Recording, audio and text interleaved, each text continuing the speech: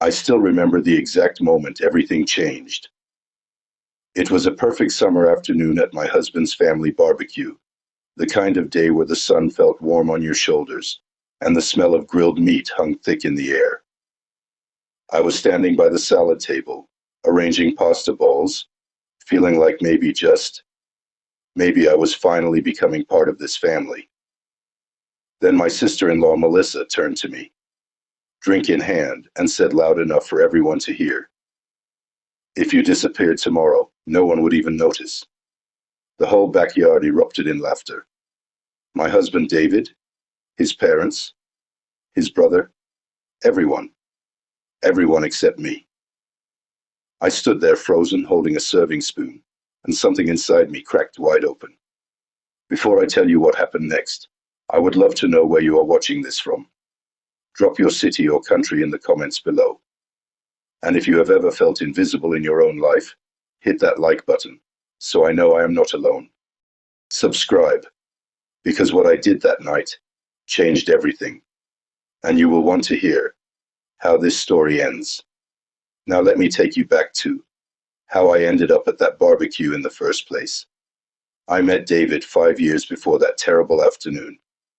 It was at a coffee shop in Portland, one of those rainy October mornings where the whole city smells like wet pavement and espresso. He was a software engineer, funny and thoughtful, the kind of guy who remembered your favorite coffee order after meeting you once. We dated for 2 years before getting married, and by the time that barbecue rolled around, we had been husband and wife for 3 years. David came from a tight-knit family. There was his older brother, Marcus David, in the middle, and Melissa, the baby sister, who could apparently do no wrong. His parents, Tom and Linda, lived just 30 minutes away, in a house with a big backyard, perfect for gatherings.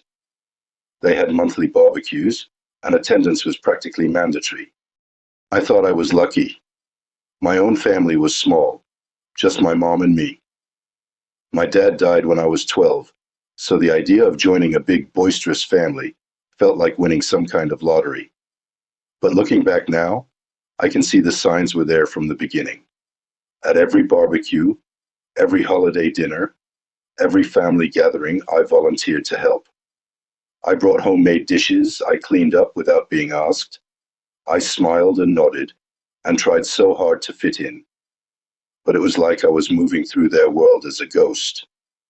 Linda would forget to thank me for the dishes I brought, then praise Monica, Marcus's wife, for the exact same salad that I had actually made.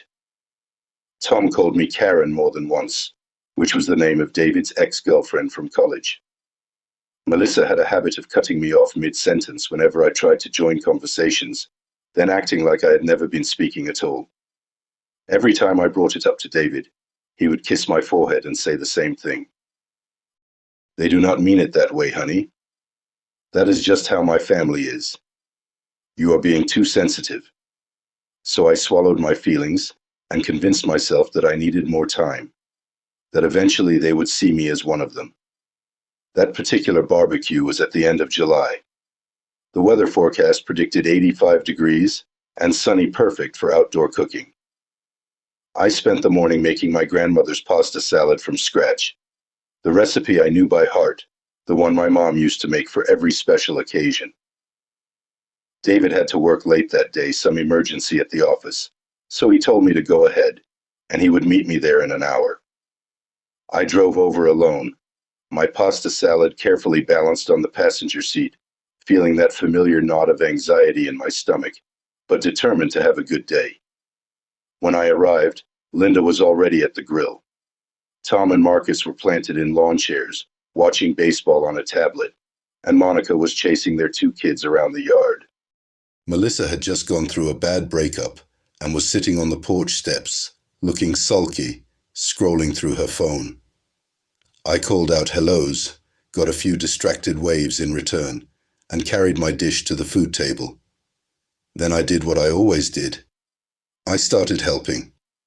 I set out plates, and napkins filled the cooler with ice, and drinks wiped down the picnic table. The whole time conversations flowed around me like I was not even there. Nobody asked about my work. I am a freelance graphic designer, and I had just landed a really exciting project with a startup in San Francisco. But when I tried to mention it, Melissa started talking about her own job troubles, and everyone turned to listen to her instead. Nobody commented on my new haircut, even though I had gone to the salon 2 days before and chopped off 6 inches. I might as well have been invisible. When David finally pulled up an hour later, everyone rushed to greet him like he was a celebrity. I watched from the food table, and something hollow opened up in my chest. We all sat down to eat around the big wooden table in the backyard. It was the kind of scene that would look perfect in a photographed checkered tablecloth platters of burgers and hot dogs, bowls of chips, and watermelon, everyone laughing and talking over each other. But I felt like I was watching it all happen, from behind glass. The conversation bounced from person to person. Monica talked about her new job as an office manager, and everyone congratulated her. Marcus announced he was getting promoted to senior accountant, and the whole table applauded. Melissa complained about her boss being unfair, and Linda reached over to squeeze her hand sympathetically. I tried to share anything to be part of the flow.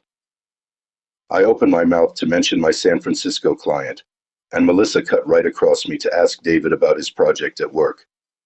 He launched into a story, and just like that, my moment was gone. I sat there with my fork halfway to my mouth, the words dissolving on my tongue. David did not even notice. He was too busy laughing with Marcus about some inside joke from their childhood. I looked around the table and realized with startling clarity that I could stand up, walk away, and it would be 10 minutes before anyone noticed my seat was empty. After dinner, everyone moved to the patio area with drinks. Tom brought out a cooler of beer. Linda made a pitcher of lemonade, and the conversation continued in that easy, comfortable way that families have when they have known each other forever. I was nursing a glass of lemonade standing slightly outside the main circle, when someone, I think it was Marcus, brought up the idea of planning a big family reunion for the following summer.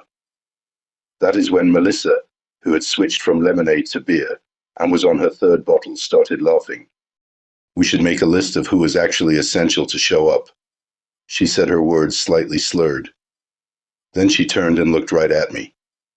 Her eyes were bright with alcohol and something meaner. Grace, she said, if you disappeared tomorrow, no one would even notice. For a single second, the world went completely silent. I could hear a bird singing somewhere in the neighbor's yard. I could hear the hum of the refrigerator through the open kitchen window. Then the laughter started. Tom let out a big belly laugh. Linda shook her head with an amused smile. Marcus slapped the table. Monica laughed too, though hers sounded nervous. And David, my husband, the man who promised to love and protect me.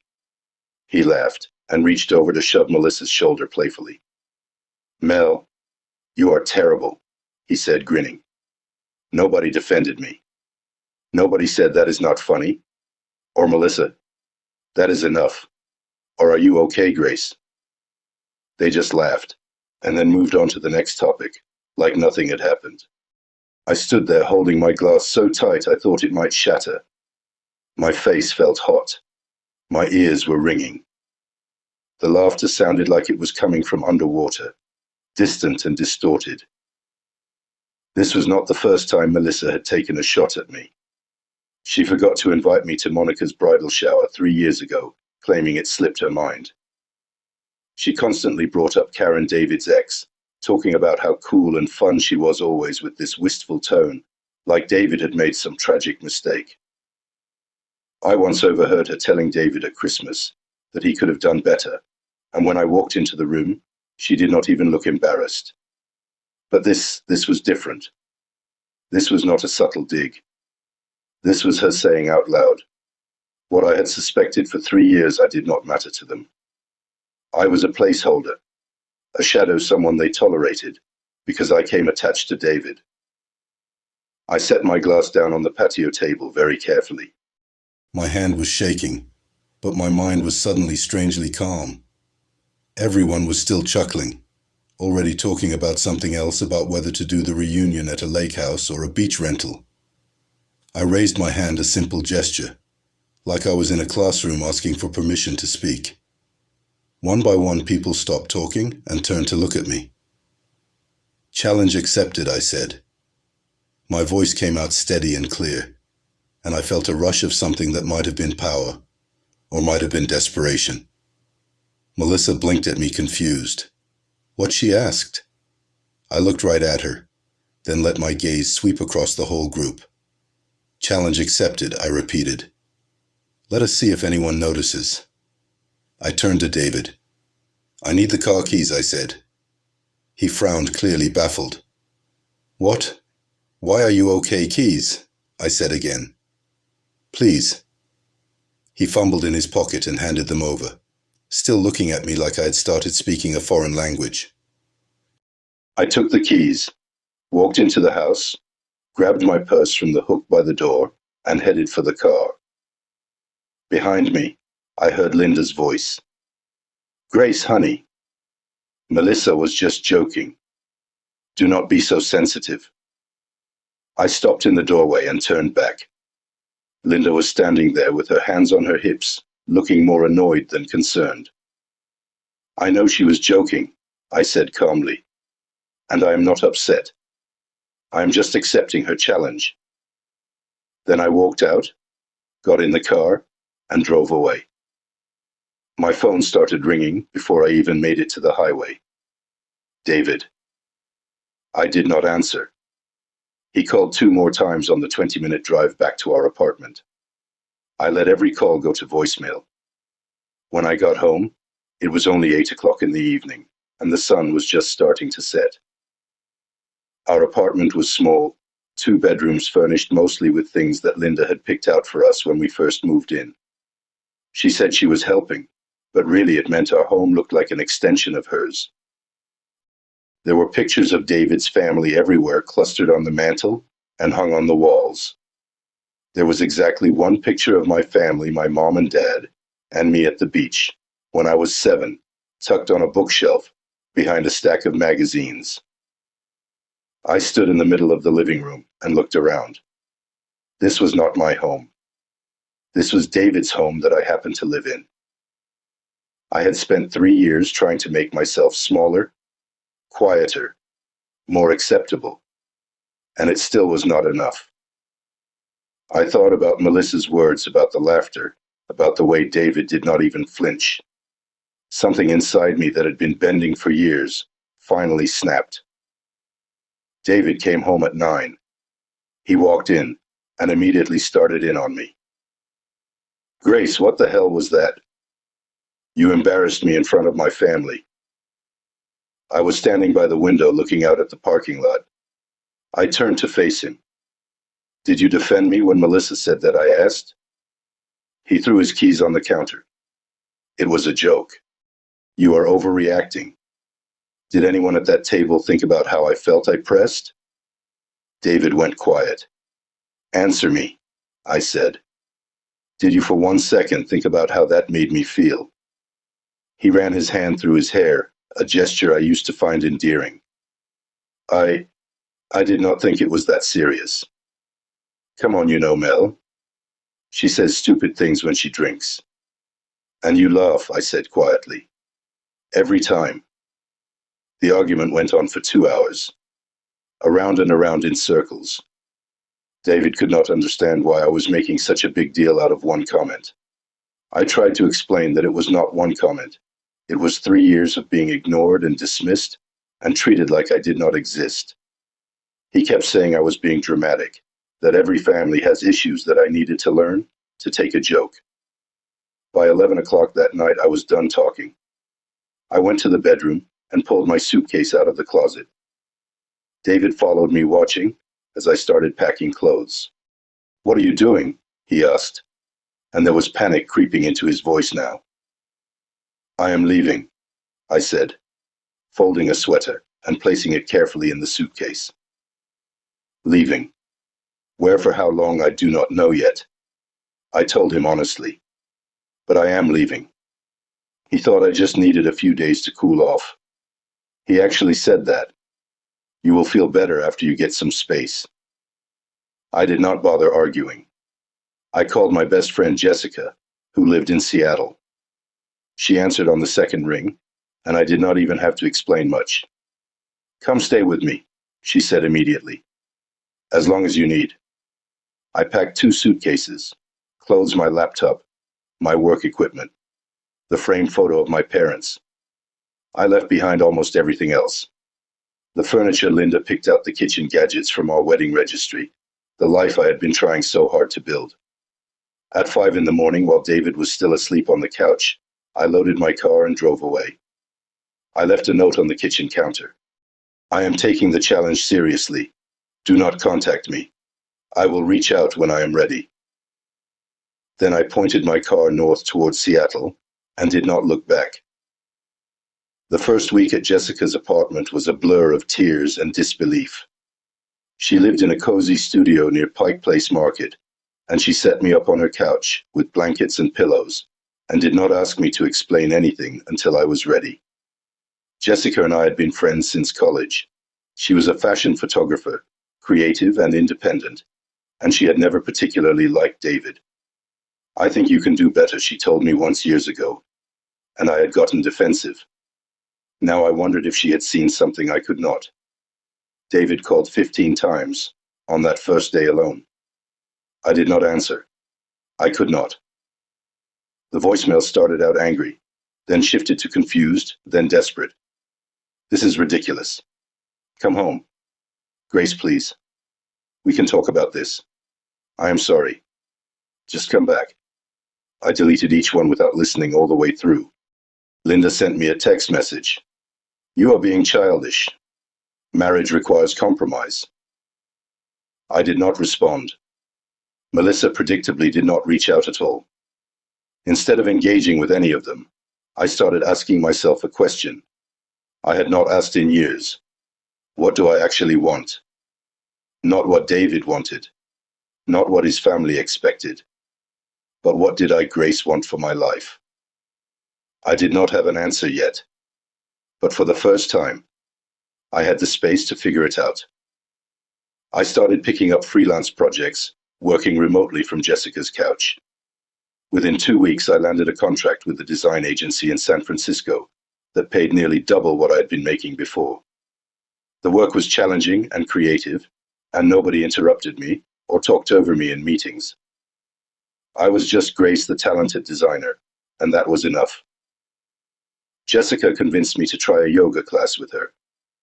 I am not really a yoga person, I protested, but she dragged me anyway. That is where I met Emma, a nurse with a loud laugh. Rachel, an elementary school teacher with paint-stained fingernails, and Lily, who owned a small bakery downtown. After class, they invited me to get coffee. We sat in a cafe for 2 hours, talking about everything and nothing. They did not pry into my past. They did not ask why I was new in town, or whether I was married, or what I did for work, unless I brought it up first. They just accepted me exactly as I was. It was such a small thing being seen and heard in a casual conversation. But I realized I had not felt that way in years. With David's family, I was always performing, always trying to prove I deserved to be there. With these women, I could just be. A month after I left, I found my own place. It was a tiny studio in Capitol Hill, barely big enough for a bed and a desk, but it was mine. I painted the walls a soft shade of blue that I loved. I hung sheer white curtains that let in the morning light. I put the photo of my parents on the windowsill, where I could see it every day. For the first time since I got married, I was living in a space that reflected who I actually was. David's messages became less frequent. 5 a week, then 3, then 1. I read every single one, but I never replied. What struck me was that he never once asked if I was okay or what I needed. Every message was about him. When are you coming home? This is not fair to me. You are being selfish. Even in his apologies, it was all about his feelings, his confusion, his hurt. It occurred to me that in 3 years of marriage, He had never really asked what I needed either. By the third month, I did something that terrified me. I contacted a divorce lawyer. Her name was Sarah Chen, and she had kind eyes and a no-nonsense attitude. She walked me through the process. 3 years of marriage, no kids, minimal shared assets. If we both agreed, it could be quick and clean. I sat in her office with my hands folded in my lap and felt a weight lift off my shoulders that I had not even known I was carrying. I sent David an email, short and to the point. I want a divorce. I have contacted a lawyer. This is not a phase. This is my decision. He called immediately. I did not answer. He sent back a long, rambling email, full of shock and hurt and pleas for me to reconsider. We can go to therapy. We can work this out. You are throwing away 3 years. I wrote back one sentence. I have thought about this carefully. My decision is final. Please contact my lawyer. That is when his family got involved. Linda called me and I made the mistake of answering.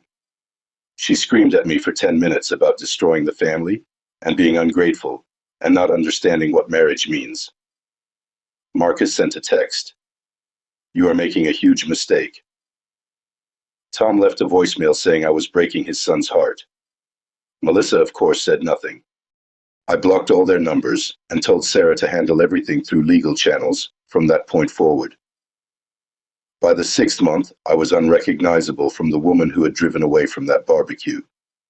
I got a job offer from a tech company in Seattle, an in-house designer position that came with a salary twice what I had been making as a freelancer. I moved into a bigger apartment, a one-bedroom, with a balcony overlooking Puget Sound. I cut my hair even shorter and added caramel highlights. I started running in the mornings and joined a running club that met 3 times a week. That is where I met Daniel. He was a software developer, quiet and thoughtful, with an easy smile. We started as running partners, then friends. He did not know anything about my past, about David, or the divorce, or the barbecue.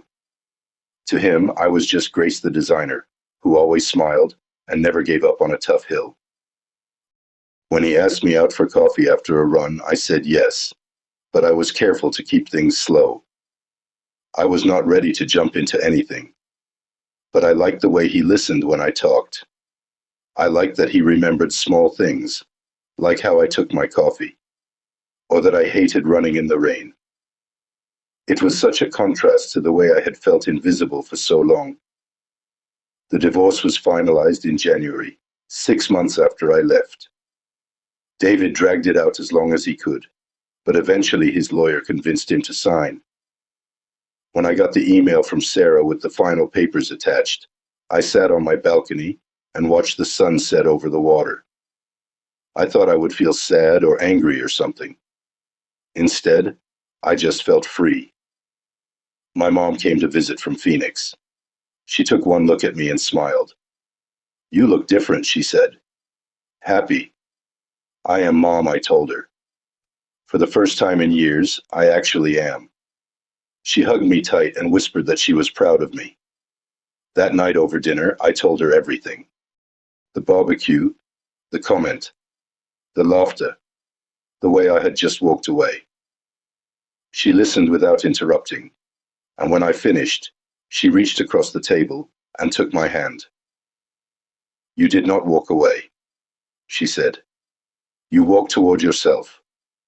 Exactly 1 year after that barbecue, I was having brunch with Jessica and the yoga group at a cafe in Capitol Hill. We were laughing about something silly, I cannot even remember what, when my phone buzzed with a message from an unknown number. I almost ignored it, but something made me open it. It was Monica Marcus's wife. Grace, this is Monica. I know we did not talk much, but I wanted to reach out. Things have changed a lot. David is not doing well. He misses you. The family misses you. Melissa especially feels terrible about what she said. Would you consider talking to them? I read the message twice.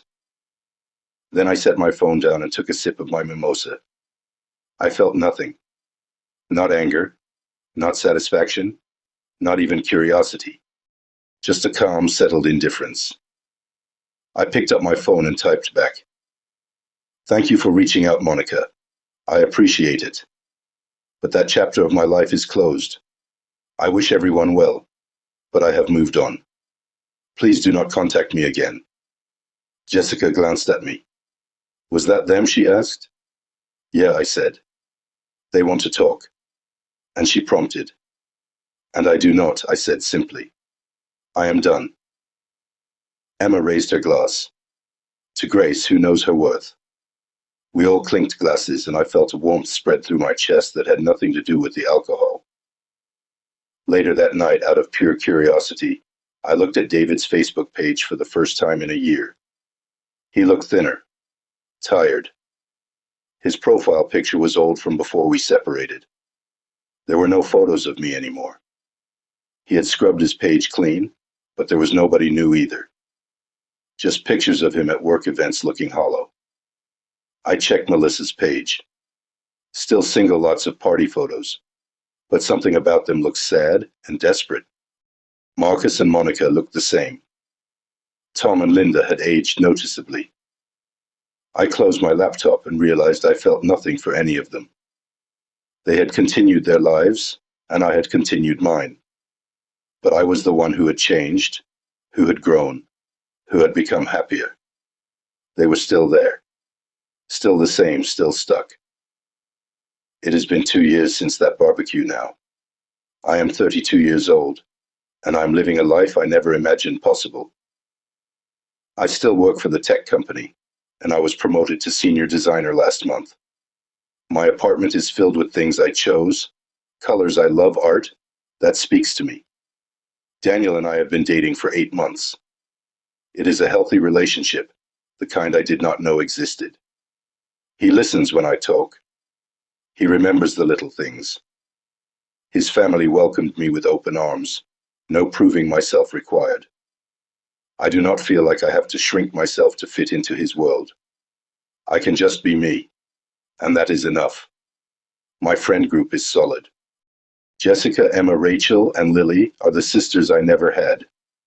We meet every week for yoga or hiking or just coffee and conversation. I started teaching a weekend yoga class and got my certification. My mom is planning to move to Seattle next year to be closer to me. For the first time in my adult life, I do not feel lonely. I do not feel invisible. I feel seen and valued and loved. Looking back, I will admit the first few months were brutal. I questioned myself constantly. Was I overreacting? Was it really just a joke? Should I have tried harder? But the more distance I got, the clearer it became. It was not about one comment at one barbecue. It was about 3 years of feeling like I did not matter. 3 years of bending myself into shapes that did not fit, trying to please people who never really saw me in the first place. 3 years of losing myself piece by piece. Leaving was not about revenge. It was about self-preservation. It was about choosing myself when nobody else would. And I do not regret it. My only regret is that I stayed as long as I did. If you are watching this and you feel invisible in any relationship, whether it is family or friends or a partner, please listen to that feeling. You should not have to beg for respect. You should not have to prove your worth over and over again. The right people will see you without you having to do anything at all. Melissa said if I disappeared, nobody would notice. So I disappeared. But here is the twist: they did not forget me. I forgot them. I built a new life where I am seen and celebrated every single day. They are still back there, still the same, still stuck in their old patterns. In the end, they are the ones who got forgotten. Sometimes the best revenge is not revenge at all. It is simply living well, being happy, and moving forward. They want me to come back because they finally realized what they lost. But I'm not going back because I found something so much better myself. Yesterday, I was at the grocery store picking up ingredients for dinner. The cashier, a woman about my age with kind eyes, rang up my items and asked how my day was going. "It is going really well, thank you," I said, and I meant it. She smiled at me. "I can tell," she said. "You have a light about you." I smiled back, thanked her, and walked out into the sunshine. And I thought, yes, I do have a light now. Because I am no longer invisible. I am finally fully undeniably seen. And it all started the moment I decided to see myself. So let me ask you this. When will you start seeing yourself? Have you ever felt invisible in your own life? Drop a comment below and tell me your story. I read every single one. And I want you to know, you are not alone. If this story resonated with you, please hit that like button.